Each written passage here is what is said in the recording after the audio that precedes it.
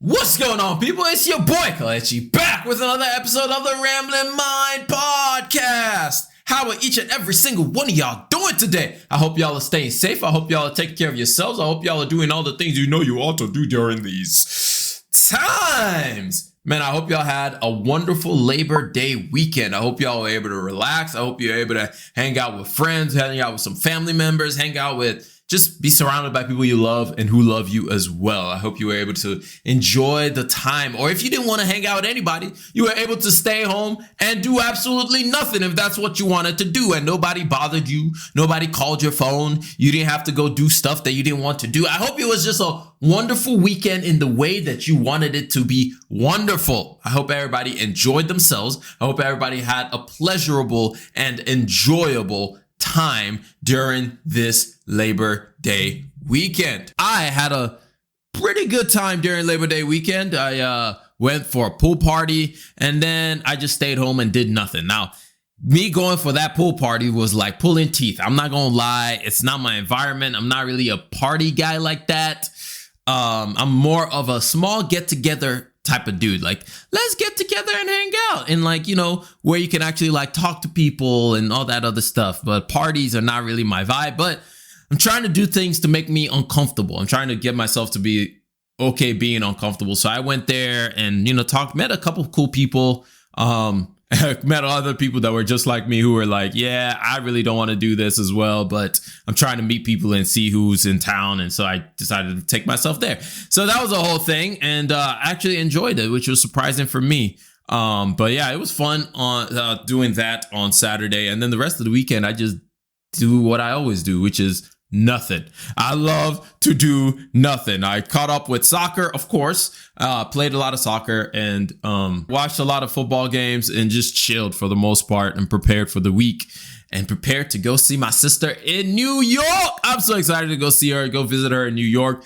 I just need to change the surroundings. I just need to be somewhere else right now. Like there's some things that are going on in life that are just making me super uncomfortable and super not happy or not optimistic about the future. And so I'm just like, I need a reprieve. I just need to be somewhere else for a little bit of time so I can get myself back in, get back on my ones and twos. And luckily enough for me, one, I can afford to do it. And two, my sister is in New York and I don't have to pay too much to actually make this thing happen for myself. So I'm glad I'm able to do that. And that's literally what I'm going to be doing this week. But that actually leads us, after 3 minutes of just me bantering and rambling, leads us into the conversation of the day, leads me into what I actually want to talk about today, which is that idea of just where I've been recently, where my mindset has been recently, why I've been in such a funk recently, with a lot of things going on in my personal life.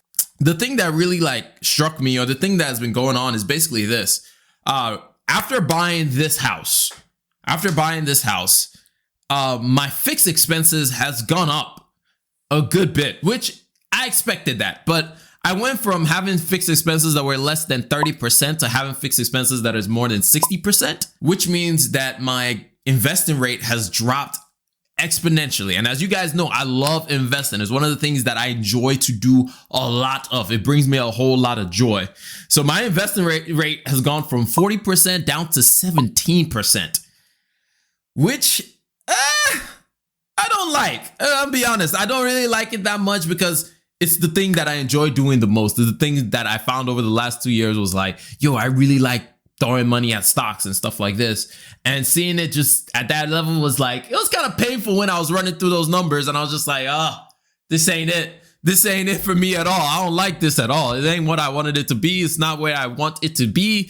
And I didn't like it. I didn't really like it that much. But you know what? It's just one of those things. And then my emergency fund as well, because of the house and having to do so many different things in the house, fixing stuff, buying stuff, installing stuff, all of these different things.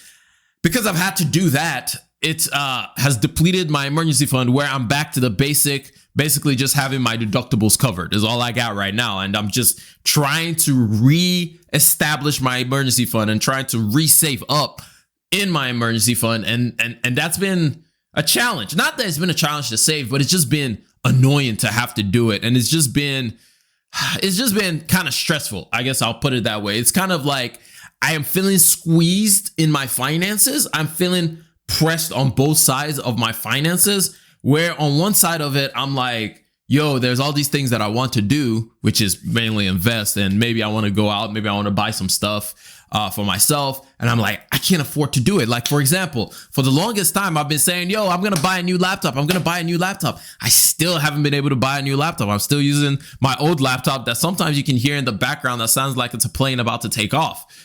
I want to buy a few things for a new monitor for upstairs. I want to buy a new Surface Pro. I want to buy a new phone. Like, literally, my cell phone doesn't take phone calls anymore. I'm having to use my brother's old cell phone, but I can't afford to do that right now. So it's stuff like that where it's just like my finances just feel so squeezed. I just feel squeezed on both sides, and it feels so annoying. Like, it's just, if there's one thing I hate to do, is I absolutely hate stressing about money. I just do not like it. I don't find it to be a useful, a good use of my time at all. I just don't find it good enough for me to be stressing about money, because it's just one of those things. I'm just like, it's money. Like, money comes, money goes, but I don't like stressing about it. However, at the same time, there's a quote by Morgan Housel. The only way you can get to the point where you don't stress about money is the quote by Morgan Housel, which I've shared before, which is save like a pessimist, invest like an optimist. And basically, it's just taking care of the downside. When I know my downside is taken care of, it's a lot easier for me not to stress about money. But I guess that brings it to the main point of my downside feels super exposed right now. It feels, because of where my emergency fund is right now, I just feel like, anything can happen and I'm not going to be able to handle it. And it's just like adding extra stress on top of me and adding extra pressure that really the pressure should not be there, in all honesty. And so, like, every good financial expert will tell you, like, yo, if you feel like you've cut out everything you can possibly cut out from your finances, you need to start looking at, and I've said this before, look at your income. Like, maybe you need to make more money. And that's exactly what I've been doing. So I still have my side hustle, which is reffing and field managing soccer games. And I picked up some extra shifts just to add a little bit more money in my pocket. Of course, I've been trying to coach people on personal finance and trying to get clients that way. But I'm be honest, I really haven't had that many clients recently. Plus, it's a whole lot of work. I didn't realize just how much work it is to actually create different templates for each individual person, because each person is special. I've been trying to get that going. And if you know anybody who wants personal finance coaching one-on-one sessions with me, please let them hit me up so that I can, get them on the payroll. I'm just saying. But for real though, like, if you do need personal one-on-one coaching, I am open to working with people. Let me know. Hit me up on Instagram or email me at ramblingmindshow@gmail.com, and we can get that thing going and we can start a conversation and create a plan for you or something like that. But the point is, that's another avenue that I'm trying to figure out to make some extra income. YouTube, TikTok, IG, this podcast, my newsletter, all of that is bringing in $0. So that's not really a source of income. I rented out one of the rooms in my house, so that's good. That's bringing in another source of income. As far as getting a raise at work, that's not going to happen until next year, as I got a pretty decent raise this year already. And that leads me to asking myself the question that if you listen to a lot of career experts, they're like, yo, you need to be job hopping as often as possible. You need to be switching jobs, and like, so you can get more money. And I'm like, I have to ask myself, like, yo, do I really want to be switching jobs like that? Even though I enjoy what I do, I enjoy the people that I work with, just to make more money. So I'm asking myself all these questions, and sometimes it can be a lot when I'm asking myself these questions and trying to figure out, how do I make more money? How do I make more money? How do I make more money? How do I make more money so I can save more money and do all the things that I want to do? And it's just like, I hate this feeling so much. I just hate stressing about money so much. And it's just been annoying. In all honesty, it's just been extremely annoying. But then recently I read an article by a guy named Michael Batnick, and he said something really interesting. He said, if we know that bad times are temporary and progress is undefeated, why is it so hard for us to stay invested when stocks fall? I buy the argument that there are some evolutionary things going on in our genetic makeup, but to run first and ask questions later.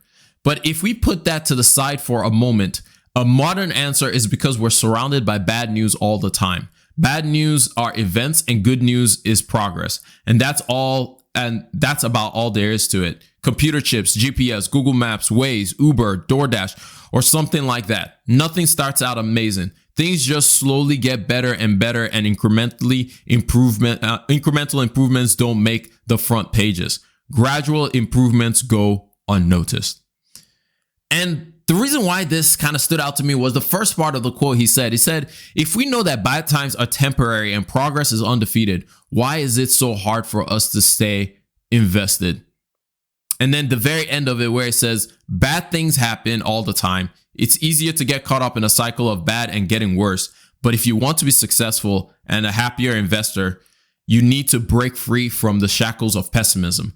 Things get better over time, even if you don't see progress every day.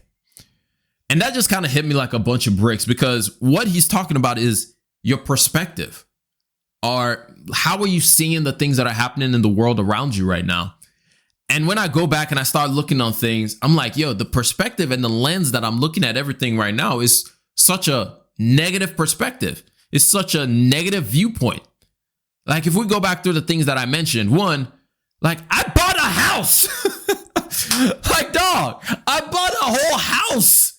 In a time when the market was exploding and things were going crazy, I bought a house. I was able to fix a bunch of stuff in the house. I'm able to take care of the house without much stressing. I'm able to pay the bills like it's nothing.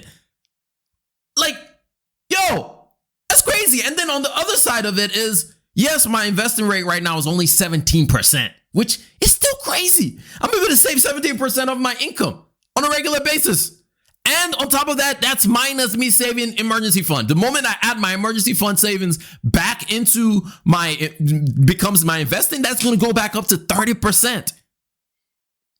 And so it's like, whoa, your perspective, like I have to make a active, like it's very easy to just be a pessimist. It's very easy to just be like, the worst of the worst things is what's going to happen. And this is a natural state for me because I'm always going to be the guy that's thinking about what is the worst that could possibly happen right now? How do I make sure that I can protect myself if everything goes haywire? Which is not necessarily a bad thing. Like if you listen to a lot of, and I think part of this is my problem as well. If you listen to a lot of great entrepreneurs, they're always thinking about what is the downside risk? What is the things that can possibly go wrong? And that's something that I always have to ask. I always ask myself, is like, okay, how can this possibly mess up? What are the worst things that can happen? It's good to plan for that, but you can't stay there, right?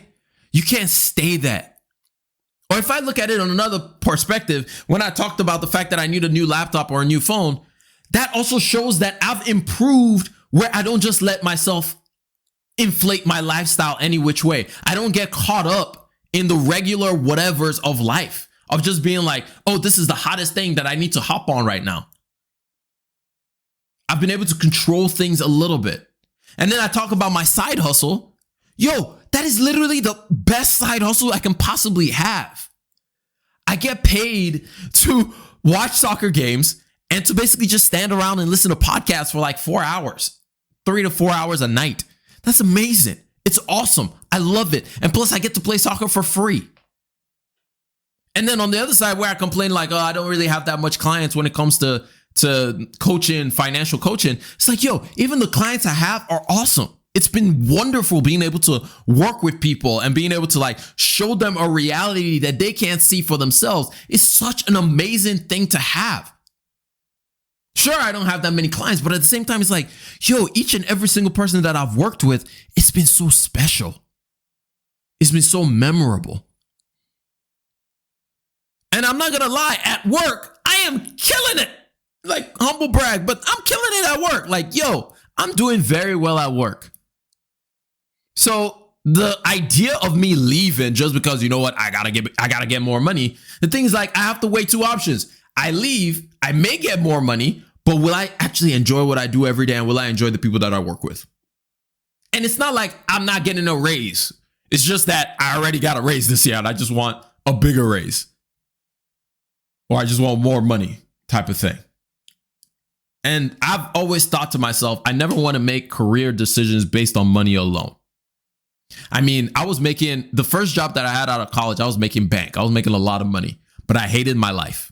And so I quit that job. And that was the job that made me realize there's more things than just about the paycheck. I took a pay cut to come to the company that I work for right now.